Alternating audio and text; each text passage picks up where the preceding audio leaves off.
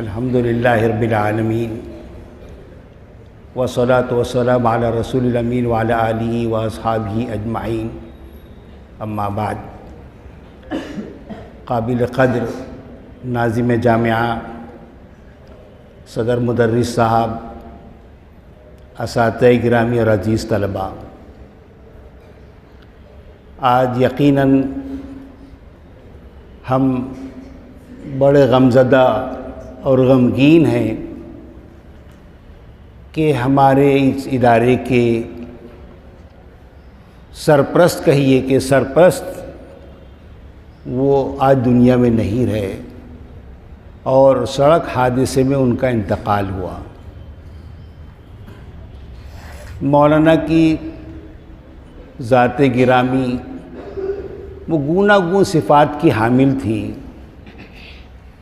مولانا اگر وہ ایک طرف کامیاب معلم تھے تو وہ عمدہ ادیب بھی تھے، ایک مثالی منتظم بھی تھے، اور سب سے بڑی بات یہ کہ مولانا انتہائی متواضع اور سادگی پسند تھے۔ مولانا حضرت مولانا سید محمد واضح رشید صاحب کے صاحبزادے مولانا رابع صاحب، سید محمد رابع صاحب کے بھتیجے اور داماد، اور مولانا علی میاں صاحب رحمۃ اللہ علیہ کی ہمشیرہ کے پوتے تھے۔ یقیناً مولانا کے بارے میں میں یہ کہہ سکتا ہوں کہ حضرت مولانا رابع صاحب کے انتقال کے بعد جو خلا ہو گیا تھا، بڑی کوششوں تگ و دو سے مولانا جعفر مسعود صاحب نے اس کو پورا کرنے کی پوری کوشش کی اور بڑی حد تک کامیاب بھی رہے۔ اور آج یہ منظر نظر آ رہا تھا ندوہ کے اندر کہ جیسے مولانا علی میاں صاحب رحمۃ اللہ علیہ اور مولانا سید محمد رابع صاحب رحمۃ اللہ علیہ تھے، مولانا علی میاں صاحب اسفار پر ہوتے، تصنیف و تالیف میں مشغول ہوتے، تو مولانا رابع صاحب نے ان کو بالکل ان کو خالی کر دیا، فارغ کر دیا تھا کہ حضرت آپ یہی کام کرتے رہیے، میں انشاءاللہ یہ سنبھال لیتا ہوں۔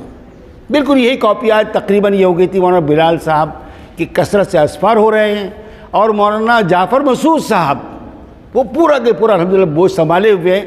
ابھی جو بچے گئے، کہا کہ ہم ان سے وقت چاہ رہے تھے کہ حضرت آپ، ہم سب جتنے طلبہ کاشف کے آپ سے ملنا چاہ رہے ہیں، آپ سے ملاقات کرنا چاہ رہے کہ میں ملاقات ضرور کروں گا، لیکن میرے پاس بالکل وقت نہیں ہے۔ اور کہنے لگے واقعی ہم دیکھ رہے تھے کہ مولانا کو سر کھجانے کی فرصت نہیں تھی۔ مولانا نے وعدہ ضرور کیا تھا میں سب بچوں کے ساتھ ضرور ملوں گا، لیکن وہ گھڑی اور وہ لمحہ مقدر نہیں تھا۔ طلبہ نے کہا کہ ہم ان کے ساتھ جا کر ملتے اور ملاقات کرتے۔ ہمارے پاس جب کانفرنس ہوئی مولانا سید خان صاحب رحمۃ اللہ علیہ پر، تو ان کے لیے ایک مکان ہم نے مولانا سلیمان یہاں کے طالب علم، ان کے بھی شاگرد رہ چکے تھے، ان کی بڑی خواہش تھی کہ میں نے اچھا سا مکان بنایا، اگر مولانا اس میں آ کر رہ لیں تو وہ ایک بڑے عالم دین بھی ہیں اور میرے استاد بھی ہیں، تو برکتیں آئیں گی۔ تو ہم نے اور مولانا نصیر صاحب جا کے مکان دیکھا، بہت اچھا مکان تھا، بہت بڑا بیڈ روم اور ڈائننگ ہال اور بیٹھک روم، بلکہ اس نے گارڈن بنایا تھا چھت کے اوپر، بہت شاندار۔ مولانا کو ہم جا کے ٹھہرایا، کھانا بھی کھایا، لیکن پھر ہمارے بیٹھ کو ایسا ہوا کہ عبدالواسع صاحب نے بہت ضد کر کے ان کو ہوٹل میں لے کر کے آنے، چھوٹا تھا روم تھا ہوٹل میں۔ میں مولانا سے کہا کہ مولانا آپ کے لیے ہم نے یہ مکان دیکھا تھا، لیکن آپ کو یہاں لا کے ٹھہرا دیا۔ نہیں کوئی بات نہیں، کوئی بات نہیں۔ اس حسنی خاندان کی سب سے بڑی صفت میں آپ کو ایک بات بتلاتا ہوں جو واقعی قابل رشک ہے اور اس زمانے میں تو ہے، وہ ہے استغنا اور بے نیازی۔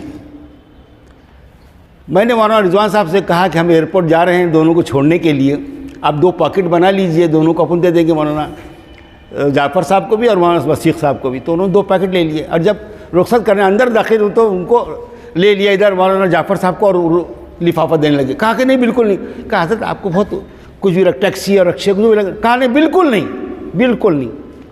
یہی نہیں، مفتی صاحب گواہ ہے، ناندیڑ سے جب لانے لگے تو سعد عبداللہ صاحب نے ایک 10,000 روپے کا پیکٹ رکھا اور حضرت کو دینے لگے۔ بہت کوشش کی، مفتی صاحب نے کہا میں نے بہت کوشش کی۔ کہا بالکل نہیں، بالکل نہیں۔ مولانا علی میاں صاحب جب اکیلے بیٹھتے تھے تو ایک شعر گنگنایا کرتے تھے، وہ استغنا اور بے نیازی کا شعر۔ اپنا سے زور کر کے تھکے منعمان دہر، اپنا سا زور کر کے تھکے منعمان دھر، مٹھی نہ کھل سکی میرے دستے سوال کی۔ یہ مولانا علی میاں صاحب کے حد تک نہیں تھا، حسنی برادری اور خاندان کے ہر فرد میں یہی استغنا اور یہی بے نیازی۔ موت اس کی ہے کرے جس کا زمانہ افسوس، یوں تو دنیا میں آئے ہیں سبھی مرنے کے لیے۔ بات ابھی بہت سارے لوگوں کو کہنی ہے، بس وہ یہ شعر کہہ کر، بڑی صفات تھی اللہ تعالیٰ، وہ ہمارے نہ صرف امت اسلامیہ کا نقصان، ندوۃ العلماء کا نقصان، بلکہ کاشف العلوم کے لیے راست ہمارے رائٹ ہینڈ تھے۔ جاتے ہوئے یہ کہا کہ آپ یہ مت سمجھیے میں اس خاندان کا ایک فرد ہوں، بلکہ اب ہم ان کو اپنا سرپرست ماننے لگے تھے، اور طلبہ جاتے بڑی شفقت سے ملتے، ہماری کسی بھی تقاضے مطالبے کو رد نہیں کرتے تھے، اور اس کو بالکل کہتے بالکل بالکل صحیح ہے۔ مفتی صاحب وغیرہ نے بھی کہا کہ ہم نے کوئی مطالبات رکھے، کہ بالکل جائز ہے اور بالکل کروں گا، بولنے کا میں بالکل، آپ اس کی فکر نہ کیجیے، اور الحمدللہ جو انہوں نے کہا وہ کر کے دکھایا۔ آج ہمارے لیے اس لیے بھی بڑا رنج و غم ہے کہ ہمارے جو ہم جن کو اپنا بڑا اور سرپرست مانتے تھے، مولانا بلال صاحب تو ہے ہی ہے، لیکن پریکٹیکلی طور پر، عملی طور پر وہ آگے آگے ہوتے تھے، اور مولانا بلال صاحب تو ہے ہی ہے، آج وہ ہم میں نہیں ہیں۔ لیکن شاعر کا یہ شعر واقعی ان پر صادق آتا ہے کہ تمہیں کہتا ہے مردہ کون، تم زندوں کے زندہ ہو۔ تمہیں کہتا ہے مردہ کون، تم زندوں کے زندہ ہو، تمہاری خوبیاں زندہ، تمہاری نیکیاں باقی۔ وآخر دعوانا الحمدللہ رب العالمین۔